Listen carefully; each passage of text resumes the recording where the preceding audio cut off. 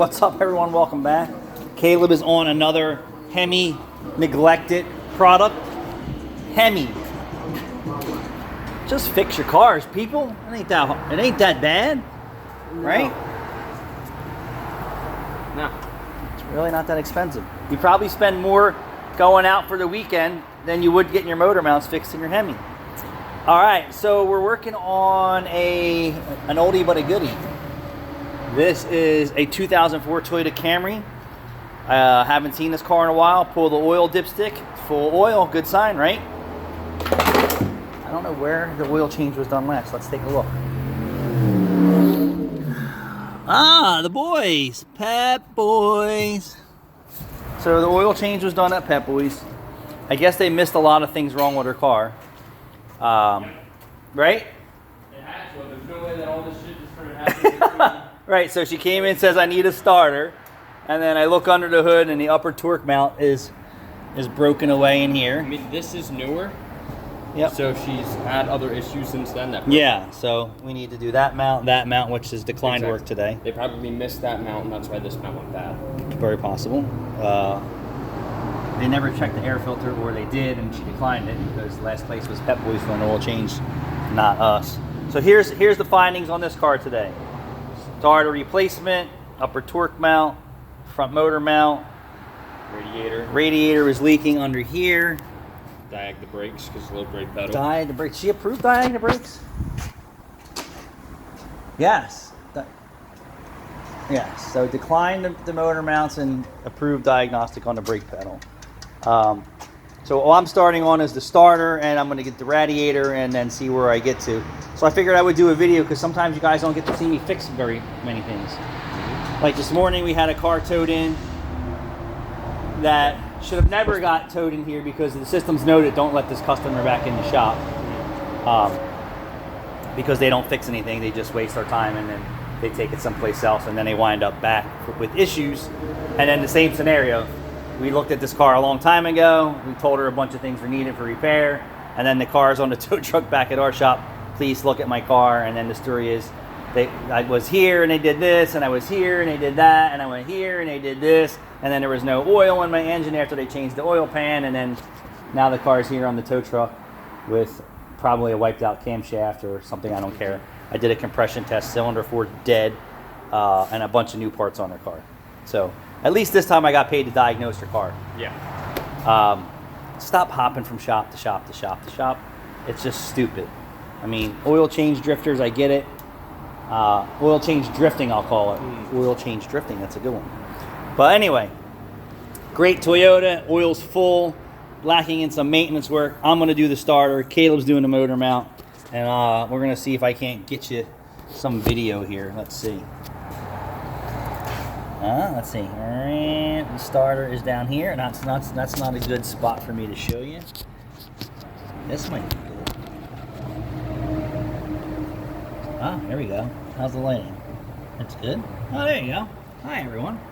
So the starter's down here under the air box. Hence how I figured out that either Pep Boys missed bringing this to the customer's attention or she declined it. Not really sure. I'll bring it to her attention again. I don't usually pull air cleaners when I'm doing a starter or battery check. But once you get the air box out of the way, it's easy to gain access to the starter. And like I said, you guys don't usually get to see me do too much work. So this has two 14mm bolts that bolt this to the transmission. I'm using snap-on swivel sockets, and I'm just ninjaing my way around. I don't know what it is. I've been dropping bolts recently. Yeah. You heard it? You heard I dropped it again? Hopefully it hit the floor. It did. But even if I did lose it, we have plenty of 10mm 150 thread. All right, so now that that's loose, of course you want to disconnect the battery to make sure you don't have no sparkies. Right, was I right? Two starter bolts, yep. And then you have a connector, and then you have probably a 12, but that changes from vehicle to, changes from starter manufacturer to starter manufacturer. So this could be a Reman starter.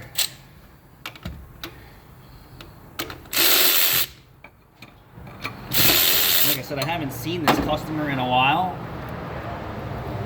Probably because if she calls for just oil changes, that she doesn't want to drop it off. But I'm not really sure. And then now we're going to use a seal pick to work on this almost 30-year-old plastic connector. Oh, how we love to do that. Did you hear me, Caleb? Almost 30-year-old connector.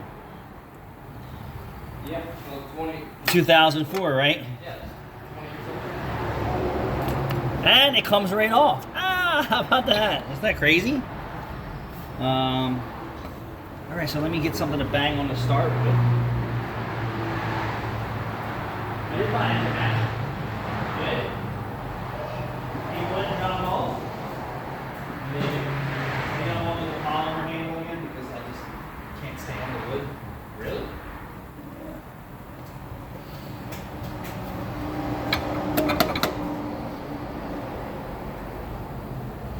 Not really a whole lot of spots to bang. Bit of Prybar. I was just hoping it would fall right out. No. Why would it do that?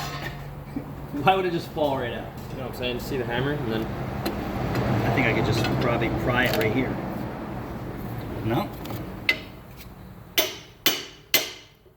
Are there only two We bolts don't on usually have. Hey man, this is when engineered stuff was good back in the day, Caleb. This is when tolerances were good. Usually they just fall right out. Go back there. Yes, we're using a pry bar to get the starter out.